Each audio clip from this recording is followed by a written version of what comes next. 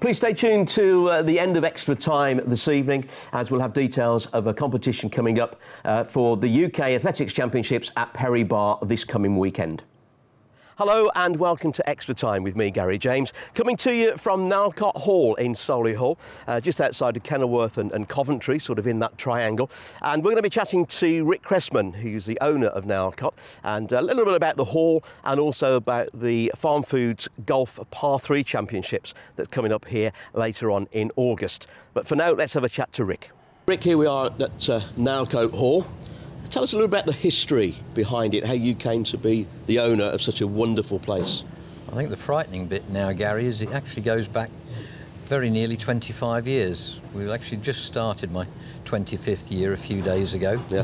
I actually acquired the hotel out of receivership back in June of 1991, and it had sadly sort of been set up by a business expansion scheme encouraged company who unfortunately just didn't have enough money to financially back it properly, and so it went into receivership, and I came along and rescued the business and about 22 jobs that were here then, and set about trying to do something that I thought I could fix. And was that your background then? Were you originally involved in the hotel trade or the catering business? A little bit indirectly. I'd been involved in the interior design and construction business, fitting out a lot of hotels, restaurants, shops, office interiors, all sorts of interiors. And I'd lived in an oldie worldy 17th century house for quite a few years as well. So I'd got a big love of historic buildings, and I'd got quite close to a lot of people, as say in the hotel business down in London and overseas. I'd travelled out to Oman and to Dubai, and had been involved in fitting out a number of hotels. So you got quite a lot of knowledge from people actually operating those businesses. And I guess I'd been fairly widely travelled. I thought I knew quite a lot about what I'd like to see happening in a hotel and restaurant business. And this opportunity came up. It was in an area I'd lived in all my life, and I just felt very, very passionately that this lovely place should be recognised as a very, very special venue in the Solihull and whole West Midlands area, hopefully even further afield. So does it come under Solihull or Kenilworth, or where officially are we? The postcode's a Coventry postcode. We're an interesting mixture, really. Yeah. We're about a quarter of a mile away from the border of Coventry. As far as councils are concerned, we're in the metropolitan borough of Solihull by that little smidgen, and at the same time we're actually we have our MP Caroline Spellman that's from Meriden. So yeah, we're kind of a confused spot, but I suppose again we're very centrally located to an awful lot of things around us, and part of the attraction was being, 10 minutes from Birmingham Airport and the National Exhibition Centre, and now the new Resort World, being 15 minutes from the city centre of Coventry Cathedral.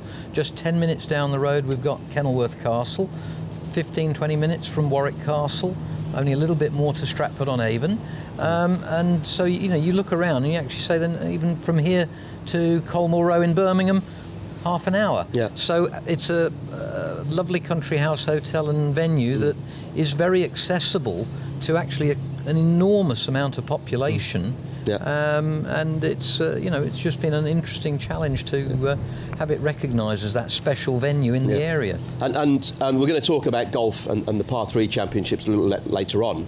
But before we get on to that, what about the history of Nailcote? What was it before it became a hotel? Well, way back, it actually remained a private family house for over 300 years, from the time it was built in 1640 to 1964. It was in private ownership all that time by the same family, and then in 1964 it was actually acquired by a very famous machine tool company in Coventry, Wickman's, and they actually owned it until 1984, when sadly Wickman's went into a period of some decline.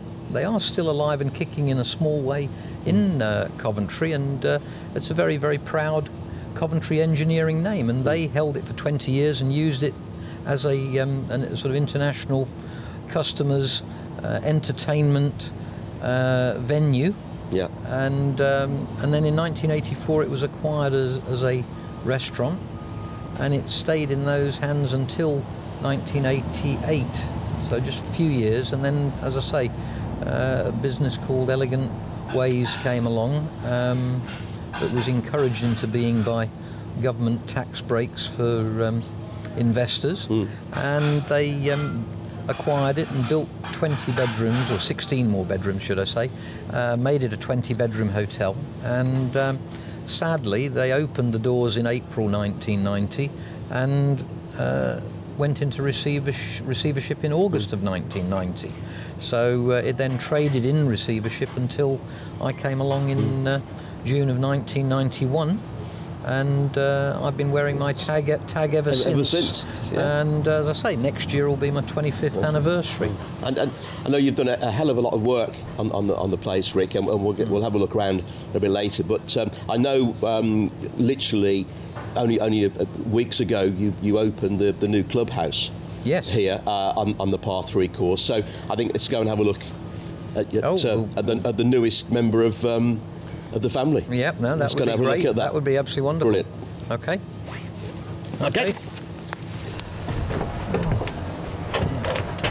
It's a lovely view, mate. Yeah, it's pretty special, isn't it? It is. It's great. But we're standing here on the balcony of your new clubhouse, which is the paint's still wet, so to speak, isn't it? That is fantastic. So, how long did it take you to put all this together, and why? Well, it's been quite a long task. I mean, we got planning permission in 2013, and then we started the actual construction work once we'd gone through the traumas of getting all the finance organised. That's, I think, as we all know, having lived through some fairly difficult times the last few years, actually getting finance pulled together has been not the easiest of tasks. And as well as the clubhouse, we've also built a 10-bedroom extension as well, which we would have loved to have built 16 years ago. So some of it's taken a long time in the creation process, but once we got started on this 10 months ago, July last year, and it took 10 months to build it. Fabulous local company actually, Greswold Construction, worked on it with us, and we did both buildings at the same time, and here we are. We've got an absolutely superb facility, and hopefully a lot more people are going to come and use it as a corporate golf and society group golf venue. During the winter time we may see some weddings in the restaurant bar area, which is very exclusive, just for sort of 50 people. And I'm sure we'll do some other corporate dinners and things like that, because when you look out there, the view is just stunning. We could be anywhere in the world now, couldn't we? And a day like this is fantastic. And just on that, an event, so we can see that just in sort of at the back there, you've got your purpose-built conservatory, for want of a better word, isn't it? So what other events do you hold here, Rick? What a goes wide on? variety of events, from party nights, and obviously with the marquee that you've just highlighted, a lot of weddings, particularly during the summer months like now. The marquee as a wedding venue has got the benefit of having this absolutely beautiful golf course out there as part of its gardens and grounds to look at, and a lot of the brides actually hop on board one of the buggies with our management team, and they go out with photographers and take lots of absolutely beautiful pictures around the sort of water features and ponds and so on. So we've got two prime wedding areas down in Rick's Bar and the Lance Suite and the marquee, and they keep us very, very busy one way or another, with party nights, special occasions, anniversaries, conferences, really all sorts. And I was disrespectful, I called it conservatory, of course it's a marquee, which is and I know that you do a lot of charity events here, and I know, which is what I'm holding here, coming up in October, which is a while away, but 3rd of October, the pink ball at the Hall, the 80s experience. That's raising money obviously for one of the cancer charities. Well, for breast cancer, my wife Sue has had breast cancer twice, so it's very near and dear to her heart. And actually we've over the last couple of years we've actually concentrated on raising funds to purchase helotherapy machines which help the surgeons to look after ladies having reconstruction surgery, and they actually keep the new breast tissue warm and so on.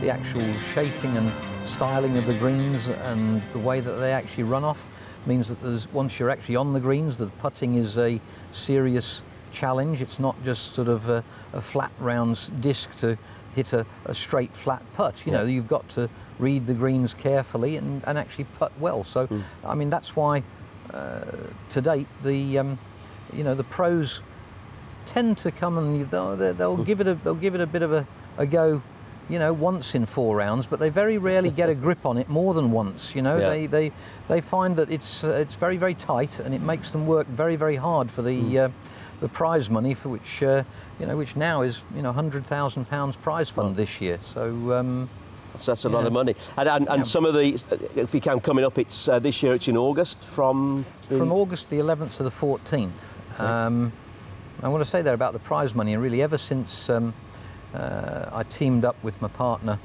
John Hayes of Champions UK PLC up in Loughborough, and then teamed up with our title sponsor Farmfoods. We've moved the prize money on, we've moved the tournament on in terms of the celebrities that play, in terms of the pros that come and play, and I think we're going to try to keep that process going. Once we've put that team together in 2008, the last 7 years, by the time we play this year's event, we'll have seen enormous progress, and a huge part of that as well has been, as really part of the team, has been the appearance and involvement that Tony Jacquelin's given us. Of course. I first met Tony in 2000, actually, at the Open Championship, which Tiger Woods won by a mile, and I started chipping away at him to come and play in it. He'd been my sort of boyhood golfing hero, and I really still think that he's the man that took the European Tour off the floor and lifted it, and regenerated the whole Ryder Cup captaincy and the Ryder Cup operation. I know Seve gets a huge amount of credit too, but the man who came first was Tony, and Tony really kicked it off. And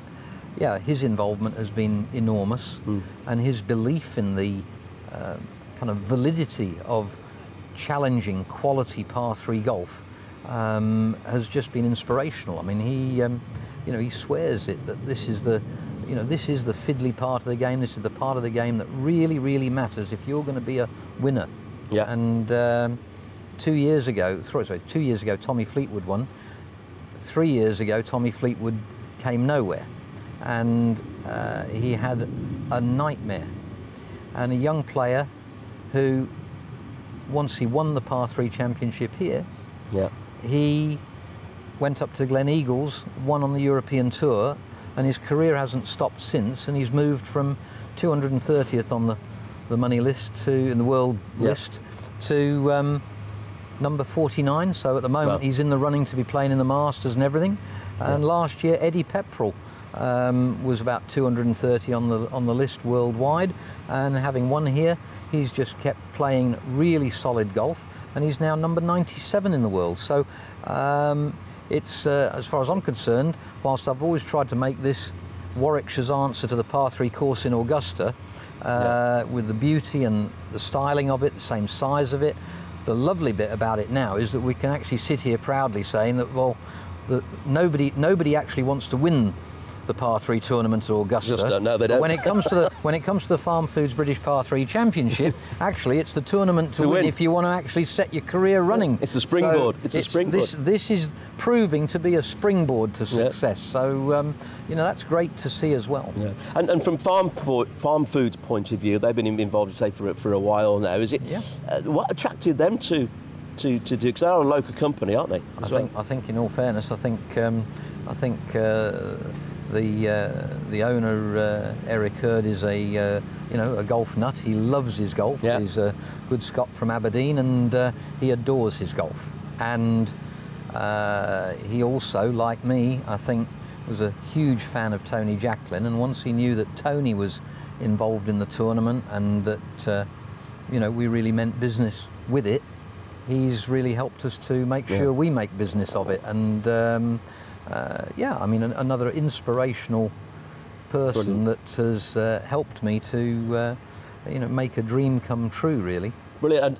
And coming up now, some of the celebrities or players, there's just a few that will be here this year that the public can come and see. I think the great thing about this year's event is that it's, I'm sure from the professional point of view, it will be the most inclusive event that we've ever held. Yeah. We've got 4 lady players from the Ladies European Tour playing, including Europe's #1, Solihull, who's played here for the last 7 years, and also her good friend Amy Boulden that won the Rookie of the Year last year, and they're joined by Kelsey MacDonald, and she's actually coached by one of our past champions, Robert Rock, who'll be here. Oh, Robert, yeah. Robert won in 2001, and also Alexis Peters, who's coached by another of our winners, the original winner in 1998, Peter Baker. Yeah. So they're all going to be here, and I suppose our other big plus that I'm looking at this year, as well as seeing Paul Lawrie coming back, and Tony Jacklin and Larry Loretti and Brian Barnes and Carl Mason. We've got some new faces that we've not seen before. Barry Lane, we've been chasing Barry for about 17 years to get him to come, and we've got him coming. Brilliant. And he's just had a great performance over in the US Seniors Open. We've also got our first ever Spanish players coming in Miguel Angel Martin and Santiago Luna. Yeah. Our first ever Frenchman in Mark Farry. Along with the younger players, and also we never know who we're going to get from the qualifying event. We've got sort of 60 or more pros competing in the qualifying event on the 20th of July here at Nailcote. Yeah. And we've got our first ever lady competing in the qualifiers, a local girl, Abby Gittings. She's trying to actually fight her way through from the qualifier to get in the event. We just had our junior qualifying event. We got a great little 13-year-old lad, Jack Drury, that won his way through, and he's a little dot, but he proved on Sunday that he's probably one of the best little bunker players I've ever seen. Doesn't hit it very long, but he got up and down, I think, 5 times during the round. Yeah. 5 times up and down from the bunker. And I thought that was absolutely amazing for 13-year-olds. So we've got talent of all sorts, and amongst the celebrities, we've got some of our real favourites locally, obviously Jasper Carrott, and Len Goodman's coming back, and Peter Schmeichel, who absolutely loves the event. All of those sort of regular favourites will be here. Peter Shilton, Alan McAnally, all those guys around, but also some new faces. I'm thrilled to bits that Damon Hill has said he's going to come and join us for the first time. Lovely. And also Austin Healy from the World of Rugby saying he's coming for the first time. And we've got a good friend of Mark Moulin's Welsh actor, Andrew Howard, that people might have seen just recently as a very mean, nasty Russian character in Taken 3 with Liam Neeson. Yeah. And he's coming to the event for the first time. So I think they'll see some old favourites, but they'll also see quite a lot of new faces in all aspects of the tournament. Brilliant. So it should be great. So bring your autograph books. Or these days it's selfies, isn't it? Or a lot of people doing selfies, but yeah, from August the 11th to the 14th, people will be able to come and I think go autograph crazy. I think actually last year Jamie Foreman, who had been in EastEnders, I think he actually probably hit the jackpot in terms of the largest number of autograph hunters. But yeah, there's 4 days. It's a great family atmosphere. Lovely tented village here with things for the youngsters to do, and catering and ice creams, and we've got the important one for Big Ron Atkinson is the Whitby Seafoods van is back. Is it? And Big Ron's going to be here. Big Ron will be very happy to know that that's available. So the Scampi van is back. The ice creams will be here. The barbecue will be here. Yeah, it'll be a lovely family atmosphere. We just want a bit of sunshine. Okay, so people that want to book tickets in advance, website? If they go on the website, they just go on to www.britishpar3.com. Yep. Ticketing information there. They can just roll up on the day as well. Yep. Car parks here. They just need to come. That's all they've got to do. Right. And turn up at Nailcote Hall and have a great time. That will. Rick, time's beaten us, unfortunately, on extra time, but it's been a pleasure to see you again. Thanks very much, Gary. Thank you for this. I hope it's a big success. We'll certainly come down with a camera and a couple of microphones and hopefully get some interviews and that during the tournament. Yeah. We'll look forward to that. But for now, from Rick and myself here on a beautiful sunny day at Nailcote Hall, we'll see you soon. Bye-bye.